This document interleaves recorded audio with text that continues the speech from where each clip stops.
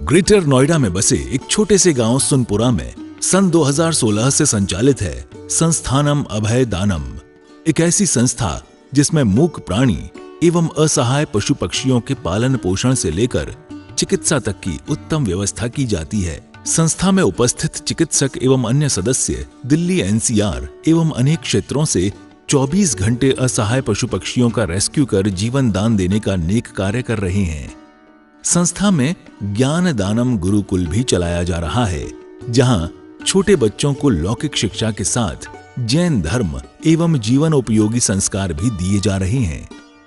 शिक्षा ही नहीं बल्कि बच्चों के रहने एवं खाने की भी निःशुल्क व्यवस्था की जाती है।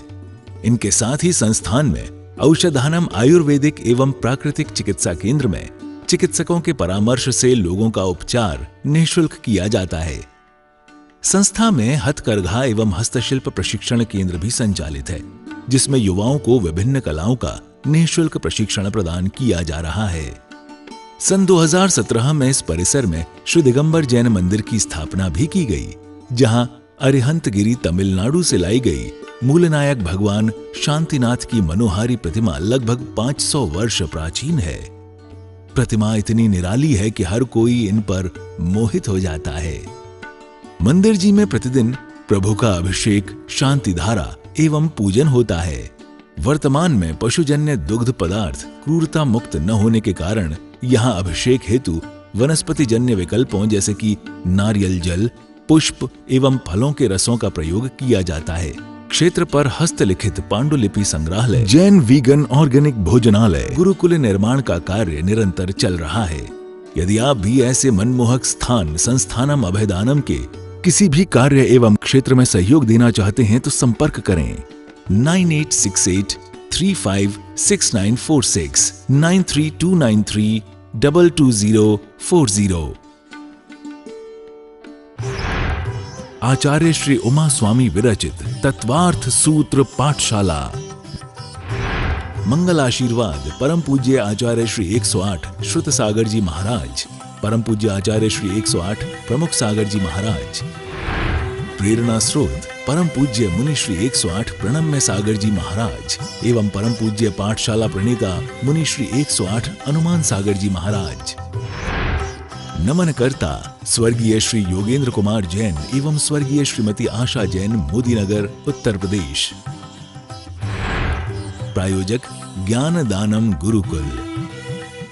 तदिंद्रिया निंद्रिय निमित्तम, निंद्रिय निमित्तम।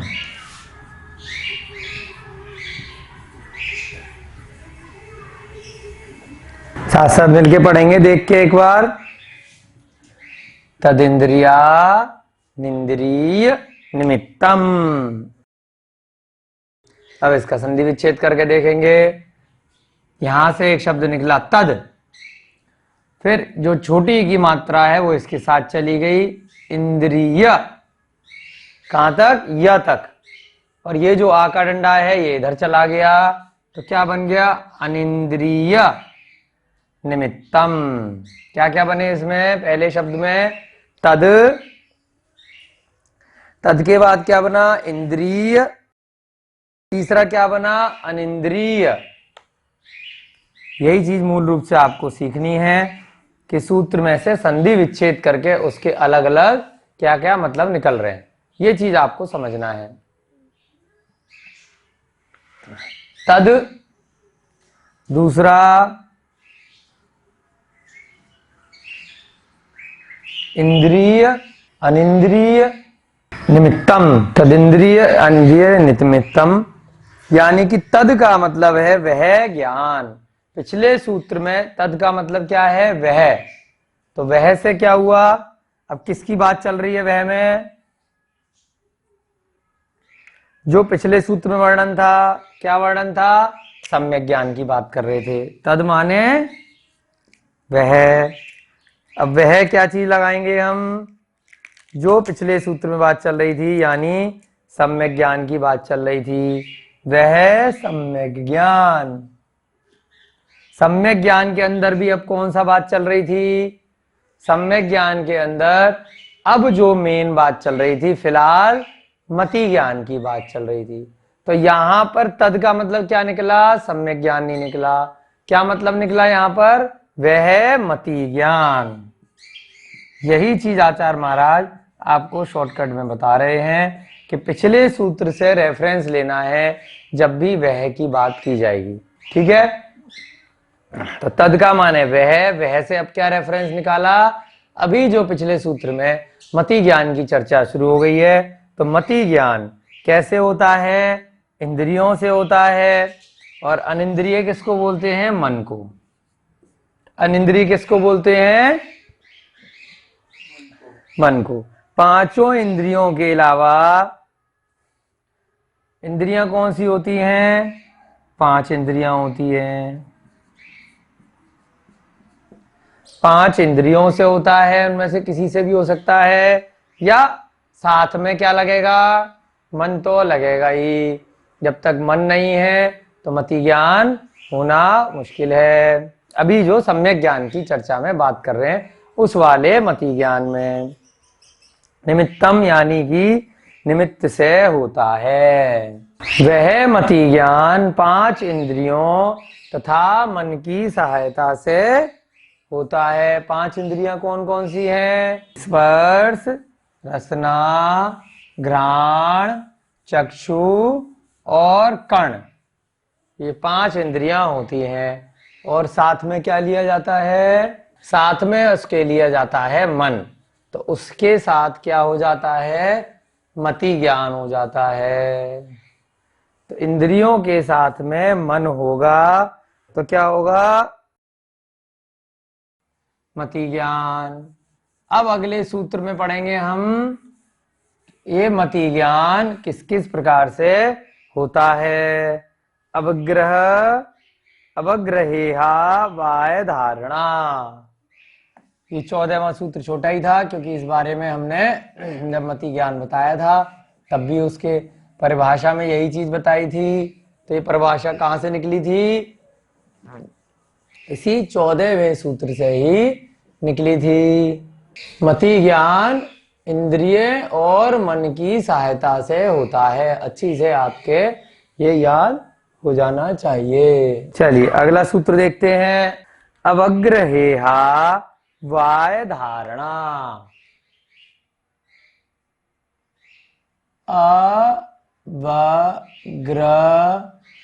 अवग्रहेहा वाय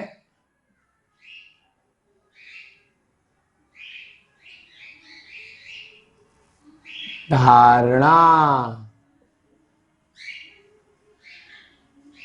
अवग्रहेहा वाय धारणा।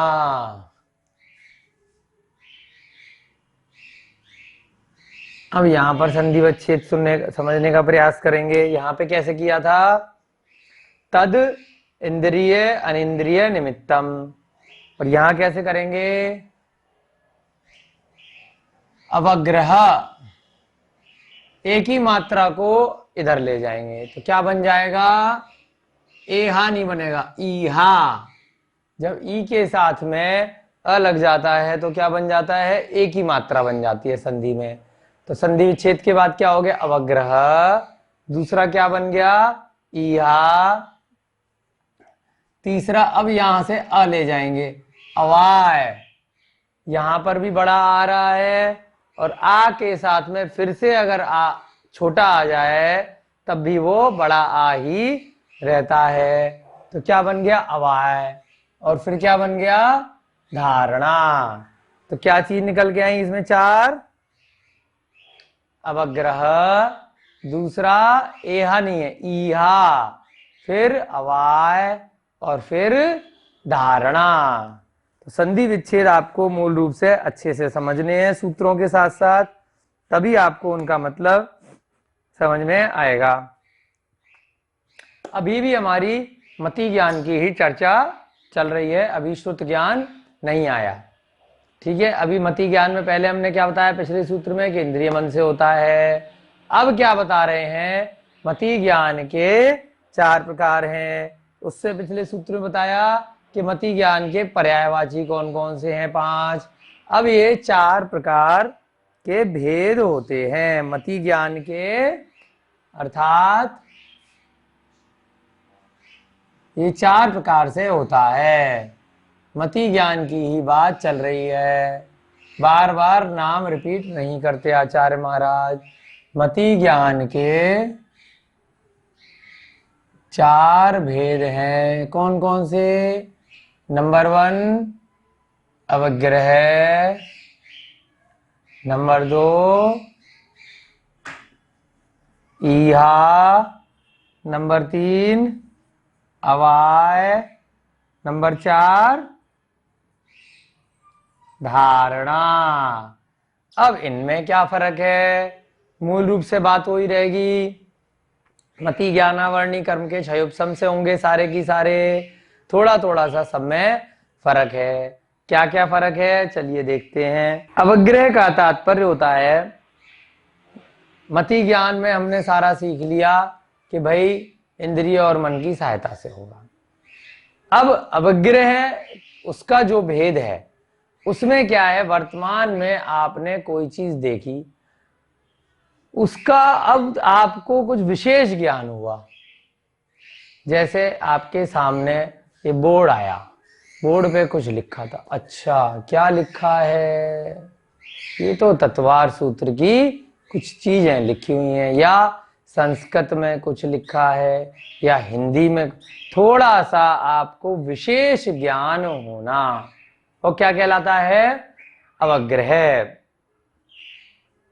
यानी एक उदाहरण इसमें यह भी आता है कि कुछ भी सफेद सा रंग का देखा, अब यहाँ पर अलमारी भी सफेद है, पंखा भी सफेद है, दीवार भी सफेद है, तो कुछ भी देखा, ये क्या है?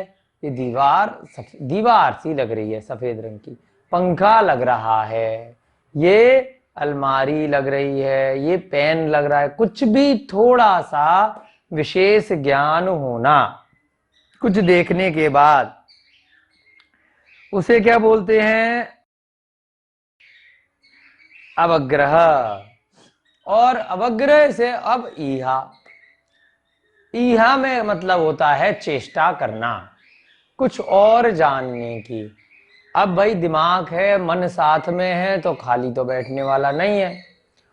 ये नहीं है कि कोई चीज देखी अपना शांति से बात खत्म, नहीं। क्या किया? अरे ये पंखा किसका है, कौन सी कंपनी का है, ये अलमारी कहाँ की है, कौन इसका मालिक है, ये पुस्तक का क्या नाम है, किसने इसको लिखा है ना। अब और आगे इसकी चेष्टा करना, किसी भी चीज की जो अविग्रह हुआ है, यानी थोड़ा सा विशेष पहले से जान लिया कि ये पुस्तक है, या ये अलमारी है, या ये पंखा है, या ये बोर्ड है। अभी क्या है? ईहा में और जानने की इच्छा करना कि चलो किसी से पता करते हैं, कि इसके बारे में डीप नॉलेज लेते हैं। तत्वार सूत्र की पुस्तक देखी, कैसी है? ऐसी वाली पुस्तक देखी, या कोई सी भी आपके पास हो। अब ये जानने की चेष्टा करना कि किसने लिखी है, क्यों लिखी है, इसमें क्या वर्णन आया है। तो जैसे ही चेष्टा कुछ हो गई जो आपको अभी नहीं पता था, जिसके लिए आपको किसी की मदद लेनी पड़ेगी, तो चेष्टा आते ही क्या हो गया? ईहा हो गया। ईहा माने चेष्टा करना और अन्य बात जानने की, जो आपने अवग्रह से स्वयं जान ली थी, उससे कुछ और अधिक जानने की चेष्टा करना, उसको क्या बोला? ईहा ही बोला। अभी भी ये क्या उनसे प्रकार चल रहे हैं? मति ज्ञान में ही चल रहे हैं। अभी श्रुत ज्ञान और अभी आपका अवधि ज्ञान का इससे कुछ मतलब नहीं है। तीसरा क्या हुआ? अवाय। अब एकदम से जैसे ही आपने चेष्टा करी, उसके बाद आपको कोई ऐसा चिन्ह दिखाई दे गया जिससे वो आपकी चेष्टा जो थी वो पूरी हो गई, कि हाँ अभी आपने पुस्तक की देख के चेष्टा करी कि किसने लिखी है, एकदम से आपको नीचे नाम दिखाई दे गया कि ये तो आचार्य उमा स्वामी महाराज लिखा है। अच्छा, ये उनके द्वारा रचित है। पंखा आपने देख के चेष्टा करी कि ये कौन सी कंपनी का है, तभी आपको कंपनी का नाम दिखाई दे गया, अच्छा ये उस कंपनी का है। ऐसे ही आपने अलमारी का उदाहरण लिया, उसमें आपने पहले चेष्टा करी थी कि किस कंपनी का है, कंपनी का नाम अब आपको दिखाई दे गया। यानी कोई चिन्ह देखा जिससे आपकी चेष्टा पूरी हो गई और आपको कंफर्म हो गया कि ये चीज जो मेरी जानने की इच्छा थी वो यह है, ये इस काम आती है, और आपको बिल्कुल निश्चय हो गया कि ये चीज वही है। कोई चिन्ह देखा। जैसे एक उदाहरण और इसमें आता है कि आप अपनी कक्षा के बाद में बाहर निकले, कक्षा में आप बिजी थे 1 घंटे तक, उसके बाद बाहर निकले तो सड़क पे काफी गीला था बाहर, तो अब इतना सारा कोई पानी तो बाल्टी से डालेगा नहीं, आपने देखा कि सब जगह गीला है, तो आपने पूर्व अनुभव से निश्चय कर लिया कि मौसम में भी बादल हो रहे थे कुछ समय पहले और यहाँ पर अवश्य वर्षा हुई होगी। तो पहले इसमें क्या हुआ, अवग्रह, अरे गीला देखा, उसके बाद जानने की चेष्टा करी कि ये गीला कैसे हुआ, उसके बाद जैसे ही आपने देखा चारों तरफ अच्छा बादल वगैरह भी हो रहे हैं, मौसम भी हो रहा है, आपके सामने वर्षा नहीं हो रही है, आपको क्या हो गया, अवाय हो गया कि आपने पूर्व अनुभव से पक्का निश्चय कर लिया कि वर्षा होती है तभी सारी धरती गीली होती है, नहीं तो थोड़ा सा हिस्सा गीला होता है। अगर वैसे ही कोई पानी डालता है तो क्या हो गया, अवाय में निश्चय हो जाना, कुछ भी चिन्ह देखकर आपको पहचान हो जाना कि भाई ऐसा ही हुआ होगा। धारणा। अब आपने जो अवाय किया वो आपने धारणा बना ली। धारणा माने कि ये होता है तो ये होता है, ये नियम बना लिया। धारणा माने कुछ कालांतर तक उस बात को नहीं भूलना। आचार्य श्री उमा स्वामी विरचित तत्वार्थ सूत्र पाठशाला। मंगल आशीर्वाद परम पूज्य आचार्य श्री 108 श्रुत सागर जी महाराज, परम पूज्य आचार्य श्री 108 प्रमुख सागर जी महाराज। प्रेरणा स्रोत परम पूज्य मुनि श्री 108 प्रणम्य सागर जी महाराज एवं परम पूज्य पाठशाला प्रणेता मुनि श्री 108 हनुमान सागर जी महाराज। नमन करता स्वर्गीय श्री योगेंद्र कुमार जैन एवं स्वर्गीय श्रीमती आशा जैन, मोदीनगर, उत्तर प्रदेश। प्रायोजक ज्ञान दानम गुरुकुल।